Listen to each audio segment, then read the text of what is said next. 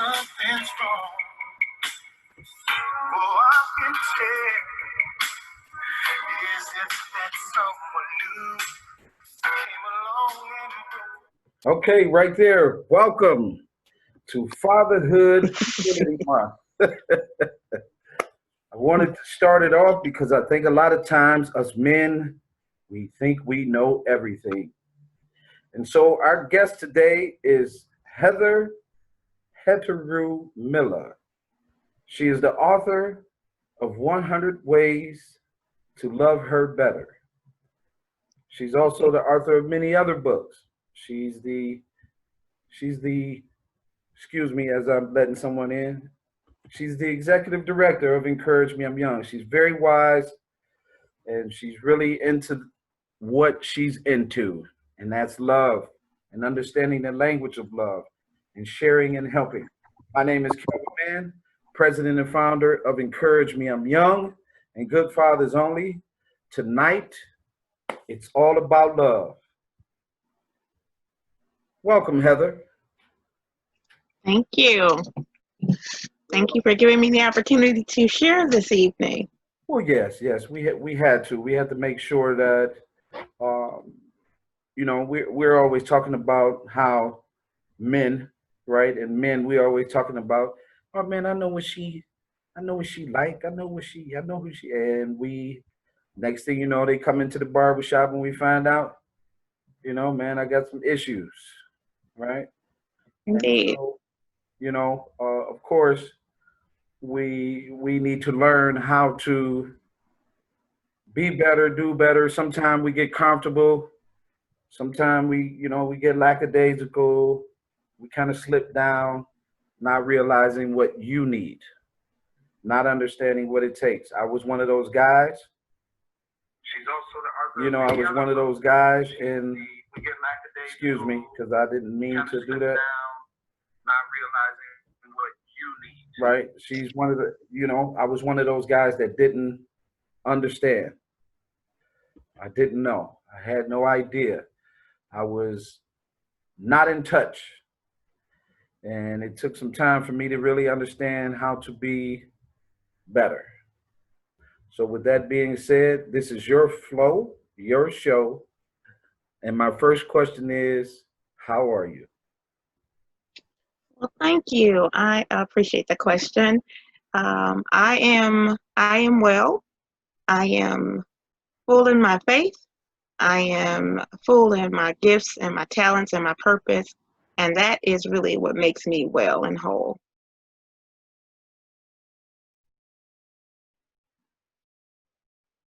So let's get right to it then. Right? Okay. No more distractions. This is all about that action. Okay. Hold on one second. We actually have somebody with poor connection. Okay, so let's get right to it. Okay. First things first. Dating. Today's dating climate is tough. Men and women. Absolutely. Right? I hear it all the time. Men and women.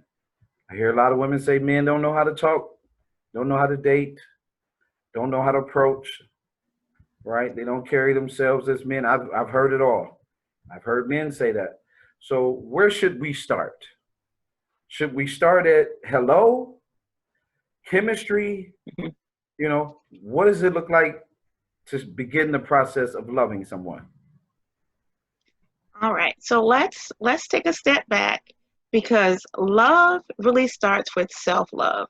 And that comes from the examples of love that you've seen in your life and those people around you, because we are creatures of habit and we mimic behaviors that we see. And so the behaviors that you've seen in your past, and I'm talking about your long, deep past, so often in our childhood is what we begin to mirror as adults, because those are our deepest roots and those are the areas that we challenge the least. And so, because we never challenge those ideas about upbringing and what we've seen in our childhood, we've accepted it as adults as is at face value. And so, part of our journey in relationships is really recognizing that there are some things that we have to learn and there's some behaviors that we have to unlearn in order to go into healthy relationships. So, with that thought in mind, stepping back, um, there's some things, and I can use myself as an example. I was a 70s and 80s baby.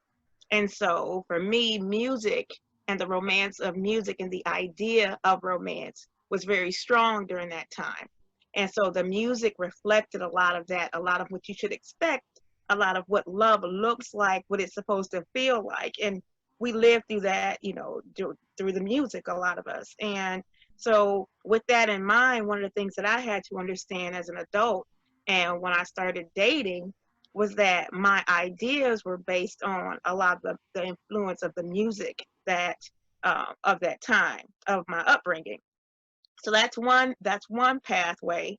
The other is that what was embraced in my household. So my family, my mother and my father were both together in my upbringing. So I got to see the romantic side of relationships, the marriage relationship. And so in my mind, an ideal love relationship was one of marriage and commitment to one person. And so that kind of laid the foundation for what I would think, what I was searching for.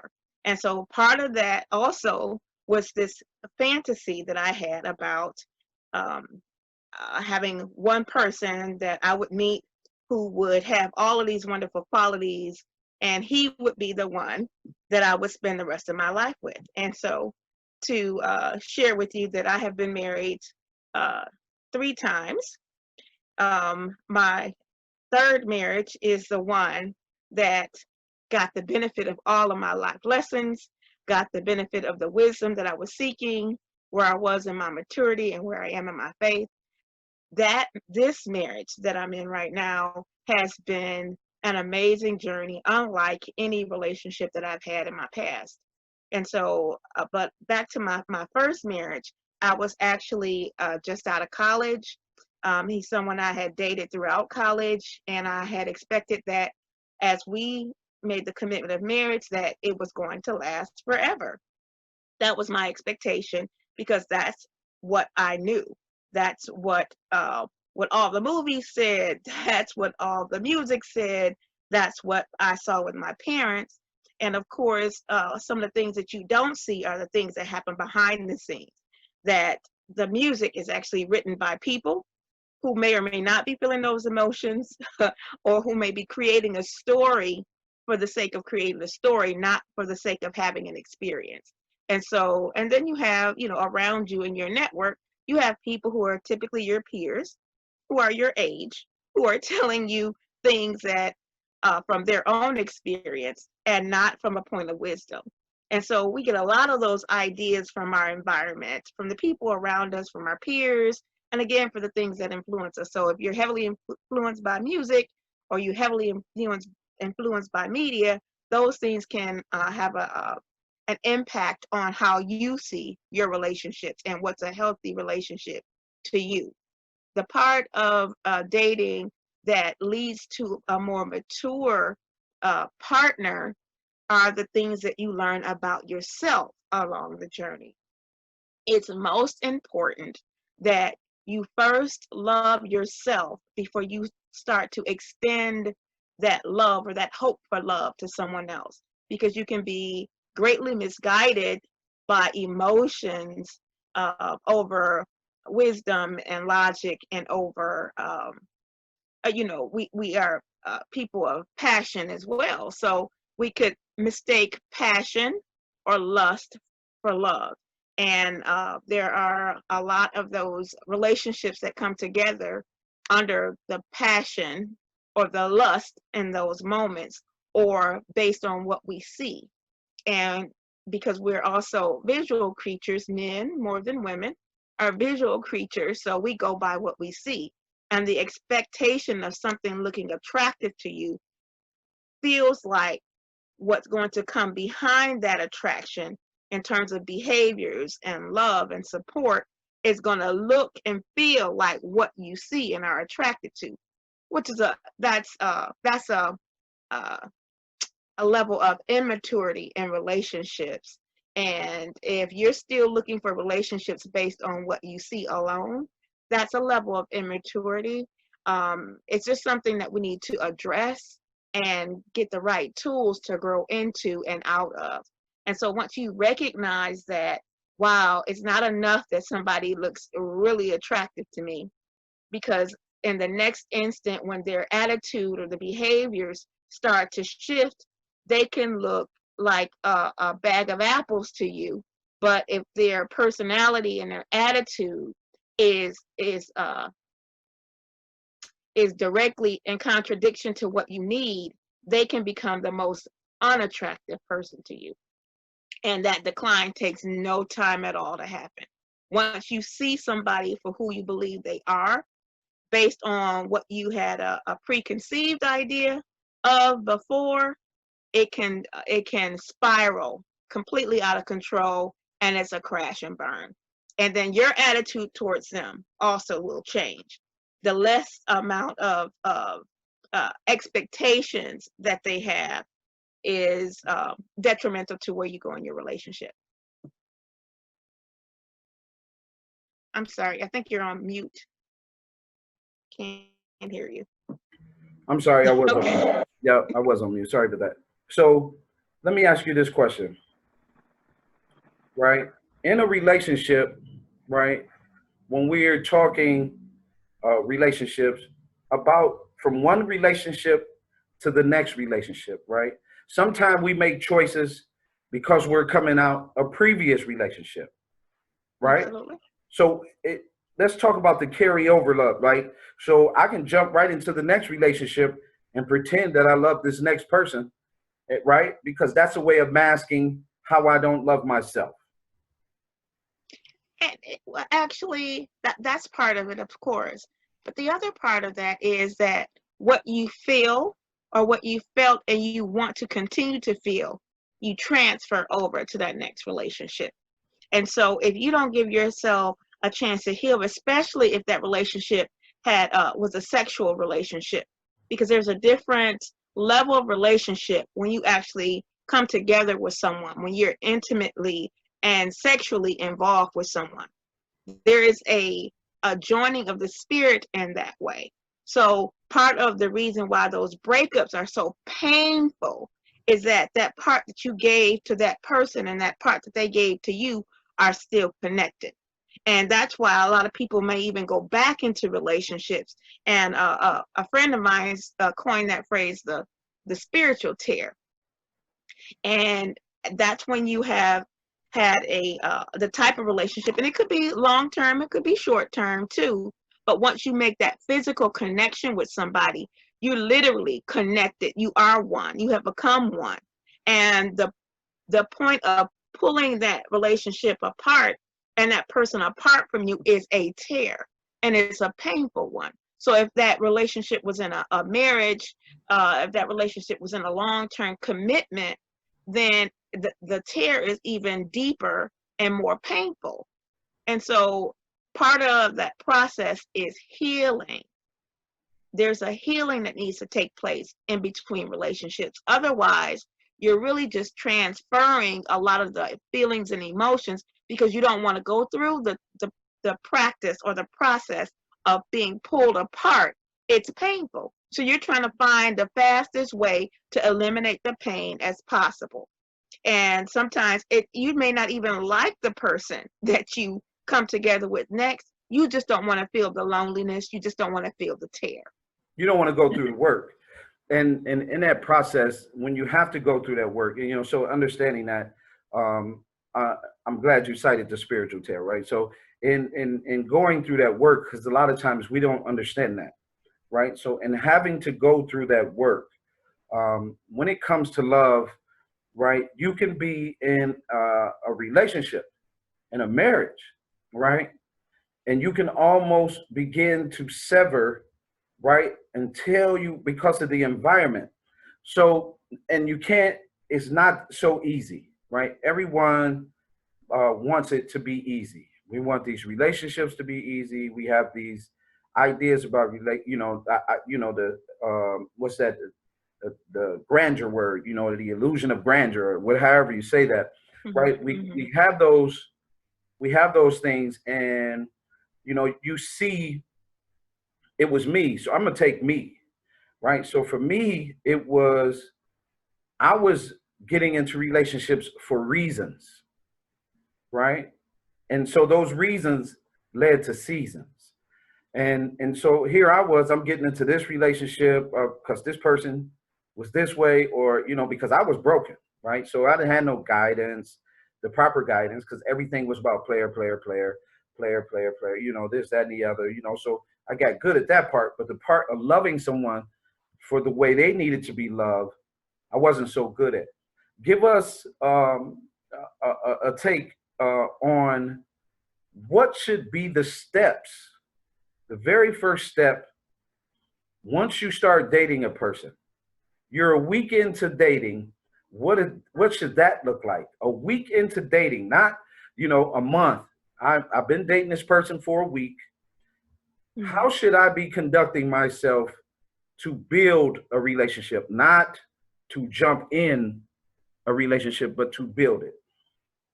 Well, the key component is communication.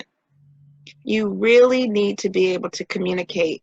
Listen, when people say, I am such and such, take them at their word. Don't make the excuse for them and brush it off as something that's not, you know, that's not serious, right? So if they say, you know, I jump in and out of relationships all the time, okay, well, you might want to listen to that. You might want to listen to somebody that says, you know, I get bored with people so often, but I'm not bored with you. Really? What makes you different? And so, and I'm not saying that you don't, you may not, you may be, you know, stimulating to that person. But if they're telling you this is my truth, then listen to it. And then as you grow in that relationship, or you grow in those steps of getting to know someone, actually listen, because we don't really listen. We listen to what we want to hear, and we are more concerned about what they do for us, what they can give us, typically, than listening to what the real facts are, or what are they really saying. If they say, you know, I'm trying to stop smoking, and you don't like being with a smoker, that's something to consider. If they say, you know, well, I like to have, you know, a couple of drinks a week, or I like to do this when I go out, take them at their word.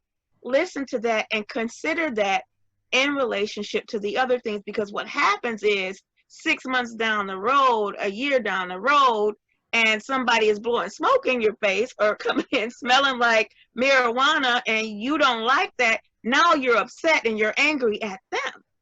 But the blame is not exactly on them, it's on both of you. Because if they know that you felt that way and they're continuing to smoke around you or bringing you into that environment, then both of you have responsibility to that particular issue, that somebody wasn't listening or somebody didn't take it seriously enough. So the first step is to listen. Communicate what your real needs are and listen to what their real needs are. So I would say that would be the first thing in the first week. And most people tend to listen, but what I'm saying is to listen with intention. Listen for their truth. And then you build from there. Because it's a lot easier after a week to say, you know, we may have these things in common. I'm really attracted to you, but this is not the direction of the relationship that I want to go into. Or I'm not willing to sacrifice. I don't like smoke, so I can't deal with somebody that's smoking. Even if you're trying to quit, I may not be able to deal with that long term if you decide that you don't want to quit. So those are things to consider in terms of your relationship. Take people for who they are, not who we want them to be, but who they actually are. There's a time where the potential of who somebody can become is important, but at the start of that relationship, that's not exactly what we need to be looking at. You need to be looking at who they are right now, not only what they have the potential to become. Okay, awesome. I really like that. Right. So now we're a month in. Okay. We've been intimate, right? We're a month in. We've been intimate, Is and it good? it has to be. Well, no, it doesn't. It Right. could be a No, work in progress. it could be a work in progress, but It could be a work in progress. Okay. you could say, A month in. "Oh yeah," you like, okay, I could work with this, right? Let's Okay. right because it's all about improving, right? Because Right. love doesn't happen overnight, and it's all about improving. We're a month in, and you know, I'm getting there, and so a month in, I recognize that I'm really starting to get some feelings about you. Okay. What should our level of communication question wise be? How many questions? What should we be talking about a month into a relationship, right? We're talking 1 month to 3 months. What should our questions be around? What should we be asking and talking about once again in building a relationship, not Okay. jumping into a relationship? Okay. So one important factor in this process is to be honest about your status. So if you're talking or dating or you're exclusive or you're still seeing other people, it's important to communicate that to that person, because honesty at the beginning and trust at the beginning of a relationship, any type of relationship, is paramount. And so that has to be the priority. So if you're not really ready to settle down or you're not ready to be exclusive with one person, you must be clear that that's expressed to the person that you're seeing or dating. And then distinguish your idea of what dating is. You need to be clear with each other. Dating to me is, that's one of the questions or one of the statements that you need to make. And then ask, what does dating mean to you? And so if you need to get at least 5 clarifying points on what dating means to that person. And you need to be able to share 5 clarifying points to what dating means to you. And so that's a really important distinction to make when you're talking about being with somebody after a month. You need to talk about what what expectations are. So do you like talking on the phone? Do you prefer seeing each other in person? How frequent that visit might be? Do you expect to have? Are you expecting flowers? Are you expecting somebody to walk to your door to meet you, or do they just get to blow the horn and you come out? What are those kind of expectations around dating and around building something special? You have to share those things. And I think for women, a lot of times we keep a lot of that in our head because we have our mental checklist that we're checking off for the person that we're interested in. Yep, he has this, he has that. And we're not necessarily communicating those deeper things that we, beyond what we see, right? Okay, he's got a nice body, he's cute, his finances look like they're in order. I mean, those are a mental checklist, but that list is based on your level of security that you really need. So your level of trust, those things, I mean, even though those checklists may seem a bit superficial for some people, those are real. Those are real. It's important for you that you're attracted to the person that you're with. There's nothing wrong with that. That's still about safety, trust, and the longevity of your relationship. It shouldn't be the only thing that's important, though. Your sex life shouldn't be the only thing that's important, though. Even though you've shared this experience and this chemistry and it's awesome, that shouldn't be the only thing you check off on that checklist. If that's the only thing you checked off on that checklist, you need to be clear that this may not be a relationship of substance. It's a relationship that's physical.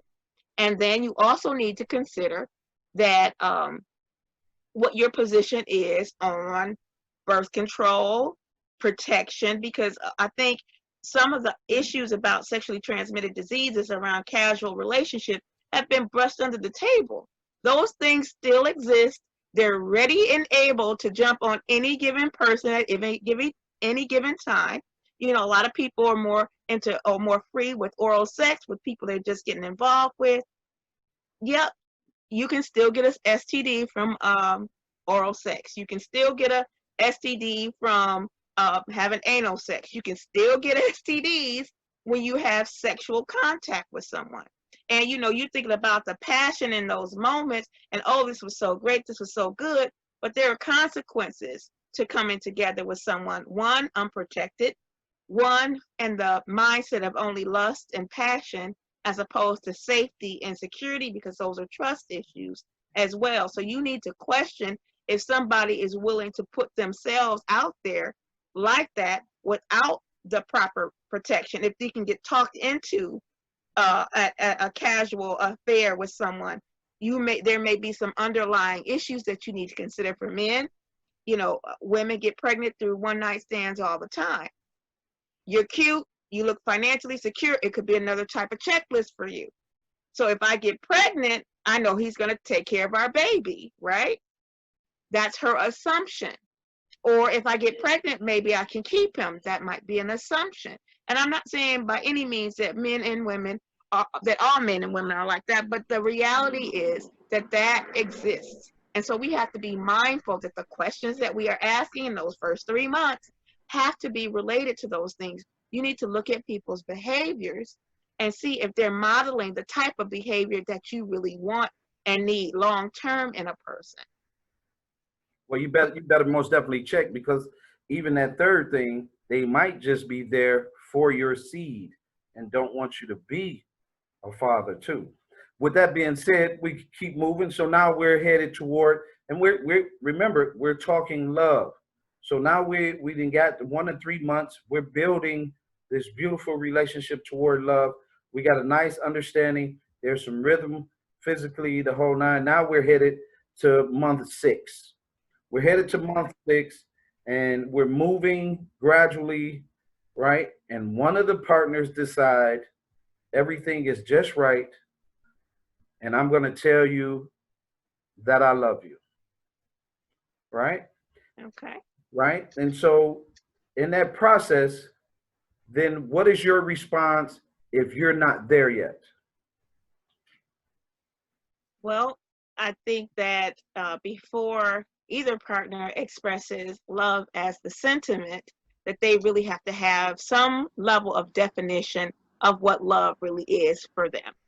And I think that a lot of us haven't really put the time into understanding what love really is. So it'll have a guideline for that. So personally, and when I work with my clients, there are 3 resources that I ask them to use.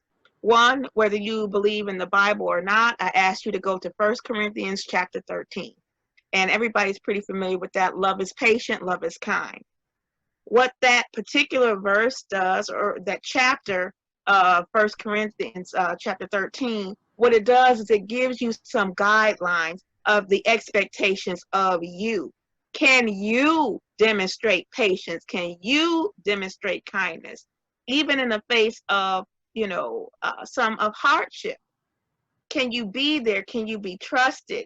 So I think the first thing that the conversation needs to have a self-reflection on is, how do you define what love is? And then, so that's one of the tools that I would suggest that be used. The second tool I suggest that is used, which I talk about in a lot more detail in my book, 100 Ways to Keep Your Woman, is know the person's love language and know your love language. So Dr. Gary Chapman, who actually allowed me to use, who endorsed my using his 5 love languages in my book, which I was really grateful for, that's one of the points that he establishes early on in his work, that you need to know your own love language. So, and there are 5, and I think we're going to talk about that a little bit later, but I'll just run through them right quick.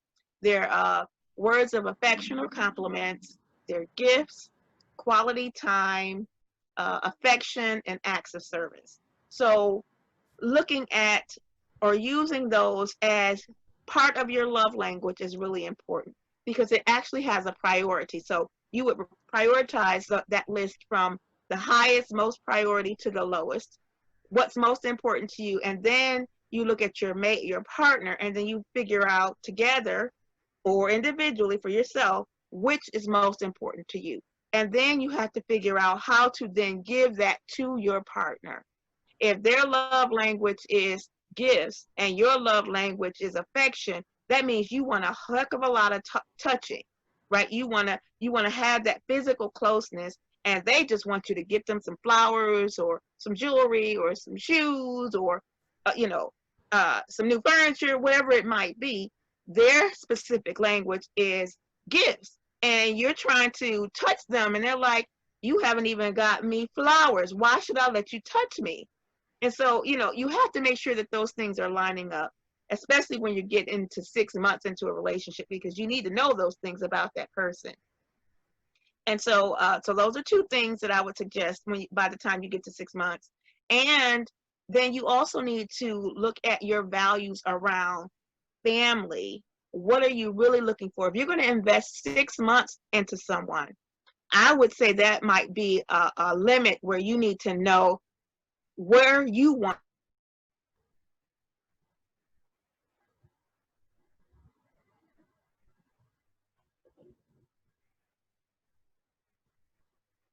patience, because you don't want to keep investing time in someone who's not even in the same direction. Maybe they're not ready to have a relationship. Maybe they want to finish school, or maybe they have a business that they want to open. Maybe they have all these other goals that they want to complete before they get into those kind of committed relationships. So you need to have that conversation. Where are we going? My interest is blank, a marriage relationship. I typically don't spend more than 6 months with a person without this being the direction that I want to go into. So, I mean, those things have to, those sentiments need to be addressed by that time. Okay. So now that takes us to your book, right? I would appreciate if you hold a copy of your book up, right? And this book has helped. Okay. So, okay. Right. 100 Ways to Keep Your Woman. That book has helped a lot of men, right? We've handed it. Or regain her love. That's important. Yes, right. It has helped a lot of men, right? It's given us, and let's start there, right? Let's get to the beginning of 100 Ways. This is part one, so you can share how you want to share at this particular time, because I really want people to understand. So Go ahead. So the book is really it's an excellent tool, and thank you for sharing that as well, Calvin. It's an excellent tool to help you to understand the mind of a woman. The woman that you say you care about, the woman that you say you love, there's some things that you need to know that you may not know. Now, you may know some things in theory, but you really need to know how her mind works in order to give her what she needs. But one of the first things I talk about again is the 5 love languages. You have to understand her love language. If her love language, like mine, is acts of service, that means helping me lighten my load. All the other things are really wonderful, but I take on a lot of responsibility in my business, for my family, for my household, and I need help. And so whether that help may come financially, maybe that help might come because you're pitching in around the house. Maybe I have one of those days where I just can't do anymore. And you knowing that, instead of fussing and complaining that, oh, well, you're just so lazy, you're not, that's the wrong approach to me. And well, you're always busy anyway, so why is this any different? Why are you tired when I asked you to do something? Right. So that is a time for you to pick up 100 Ways and find something, one of those 100 ways in that book, and I'll pull one up for you. And what I want to do, I'm going to pull up number 20. But so the book is broken down into sections, and so each section, I'll give you an idea of what those sections are. Each section helps you to understand a different type of, let's say, a different type of conversation. So this section says, bring her safety and security. Regardless of her strength, women still need and seek a hero. Let her see that you are him. A hero is a man who is there when she needs him. He keeps her safe and secure and anticipates when she needs a rescue and comes through in a pinch. So kind of like the situation I just gave you, right? One of the, because we're in Michigan, I'm going to use, this is number 11. I'm going to use this particular example. It says, shovel the snow or rake the leaves before she has to go outside. There's nothing worse than you have on cute shoes and you're dressed up on your way out and you slip on wet leaves, or you have leaves and things attached to your feet and your clothes, or you slip on ice trying to get to your car or trying to get to where you're trying to get to. There's nothing more discouraging than that, especially when you have a man that says he cares about you. Your expectation is that you don't have to worry about that. That's another physical, laborious chore that you would have to do on your own. And the value of having someone rescue you is knowing that he cares about you enough to do these things for you. That's an act of service, but that's also for us an act of love. So a man that will take the time, now whether you're living together or not, that he knows that this is an issue for you and where you live, he makes sure that you're okay. So if he comes over before you have to go and he takes care of those things for you, this is how you regain the love of the woman that you want, because she wants to see the action. She needs to know that it means enough to you to do something about it for her.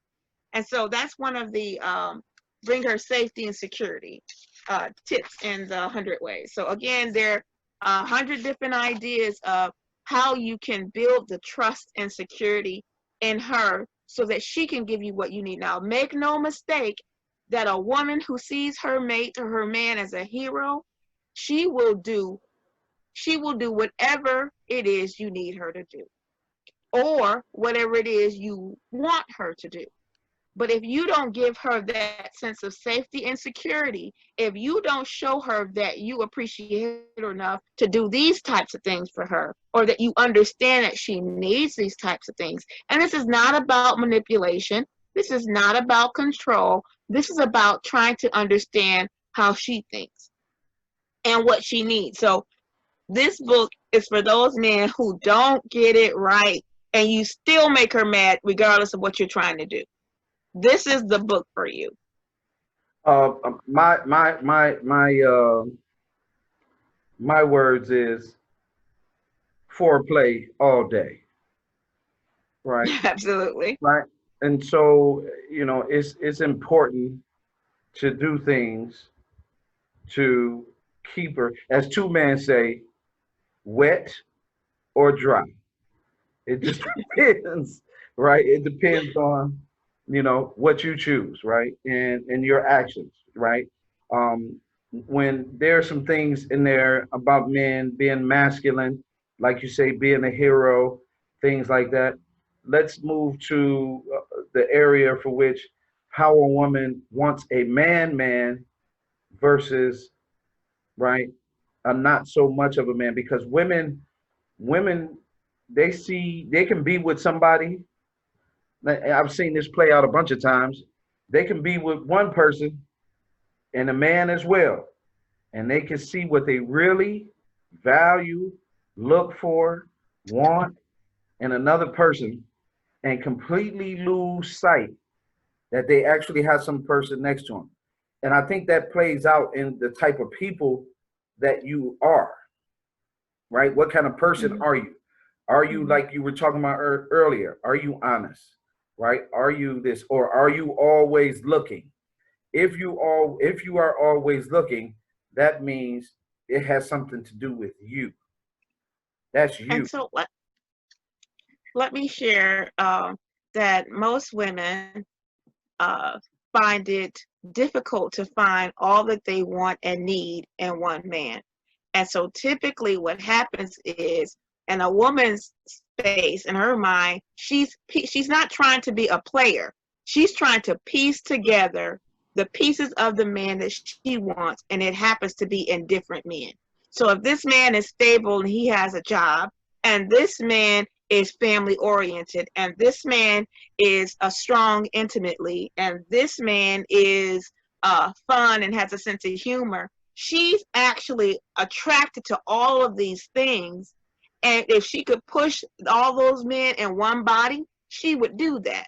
But because none of them may have all of those qualities or the majority of those qualities, she's trying to piece a man together.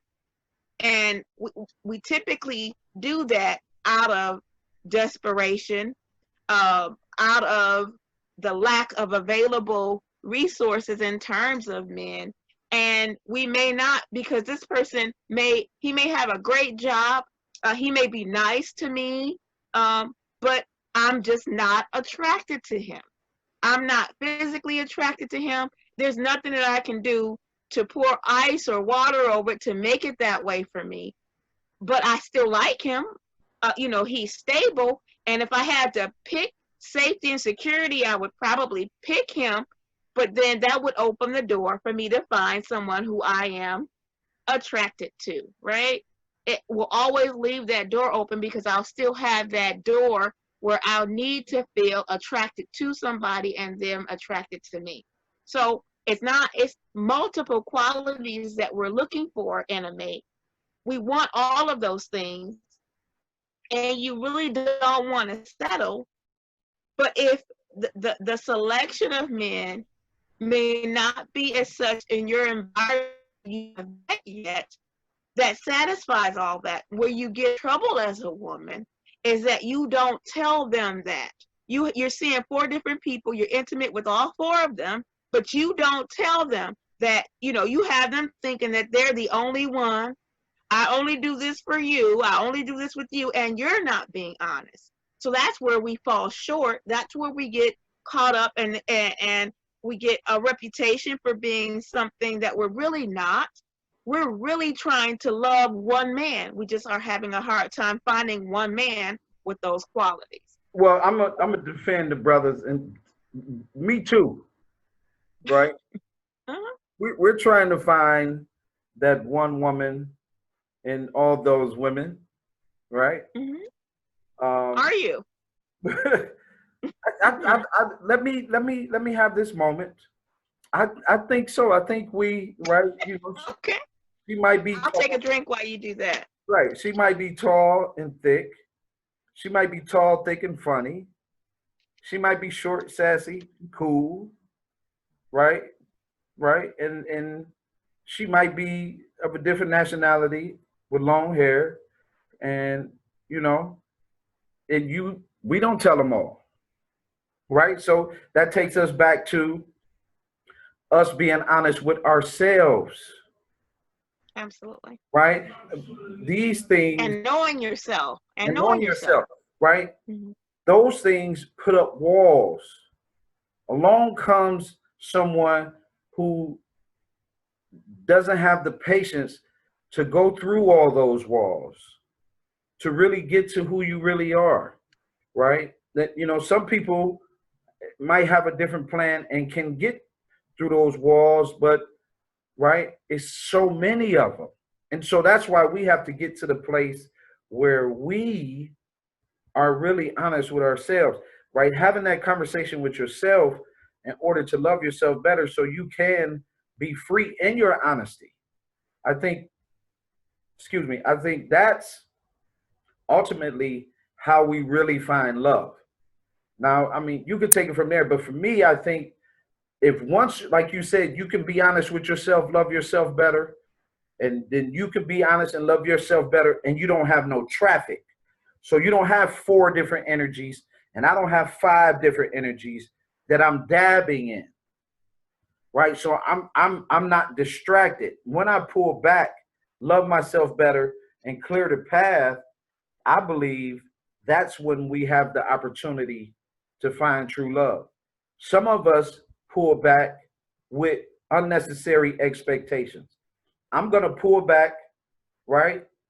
But I'm gonna still have my foot in this one little door because dude, he hung like a horse and he good. Like, so I'm gonna keep my foot in his door because he make that boy pop. But I'm not gonna tell nobody, include myself, that that's just something that's just over there, and vice versa.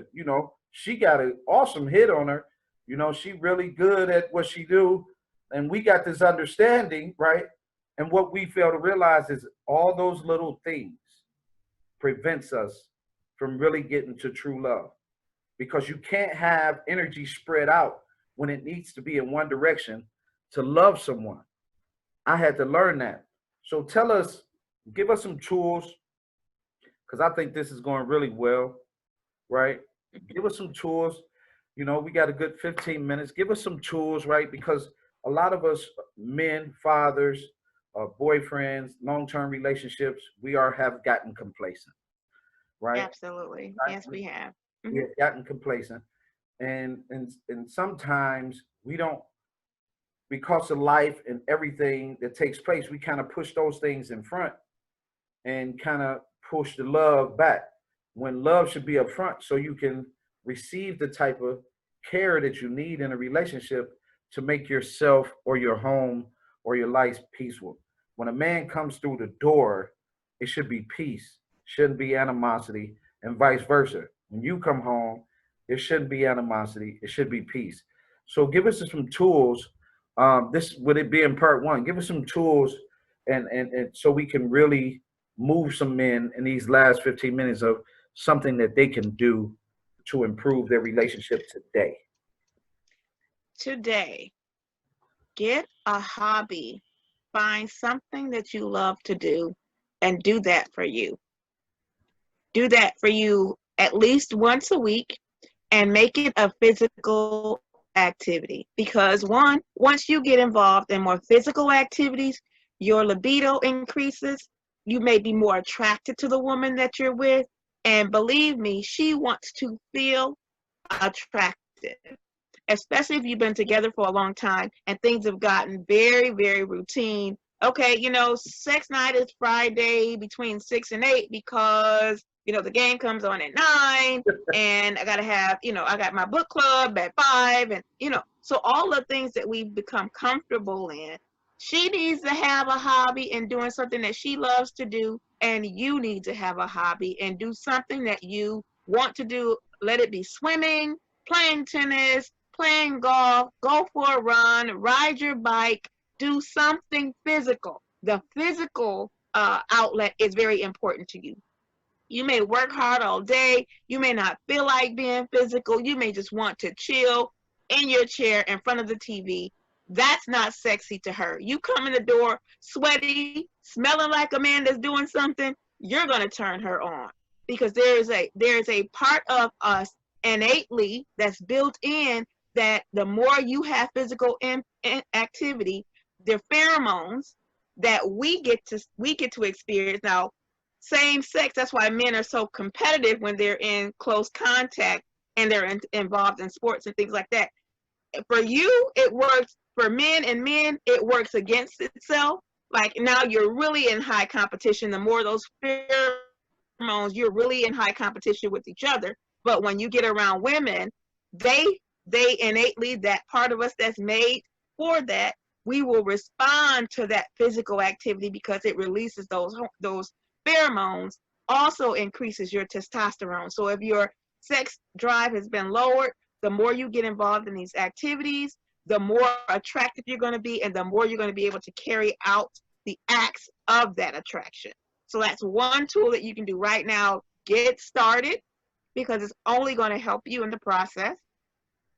Another tool that you can use is get your copy of 100 Ways, because you need to have things in your toolbox that you can reach into and do right now. So you don't have to really think about it. There's some things that have a little bit of planning to them, But trust me, you need to start doing something now, because if you've been in a long-term relationship, you're probably in a process of regaining her love. Now she loves you. You guys have a family together. You built this life together, but you don't know who each other, you don't know who that person is anymore. The person that you were attracted to may not have the same body that you fell in love with, and you may not have the same body that she fell in love with. So what are the ways that you can increase that attraction? Get into her head, get into her need, help lessen and lighten her load. The more you do that, the more attractive you look to her. So I would say start on those things right away. Um, Another thing that you can do right now is figure out what you can do for your home. Figure out what you can set up as a getaway. How can you two just spend time together, especially if you have kids, especially if you have all these responsibilities and you're working or you're running a business? You need to find time for just you. And I mean, you need to try to find a day where the two of you can spend that day together. If it's a weekend, you need to start putting that into works right now. And I know, we're in the middle of this crisis, or toward the end of this crisis, and things are opening up, but you have to really be creative. Find a way to spend that time with her. Find a way to do that. So I would just say to start there. Okay, so that was that. I guess that was a good area. I'll throw my little 2 cents in, right? So about loving her, I think vice versa. When he comes home, you should be ready. You should look like something. You should smell good. You should have the house looking a certain way because a home is his castle.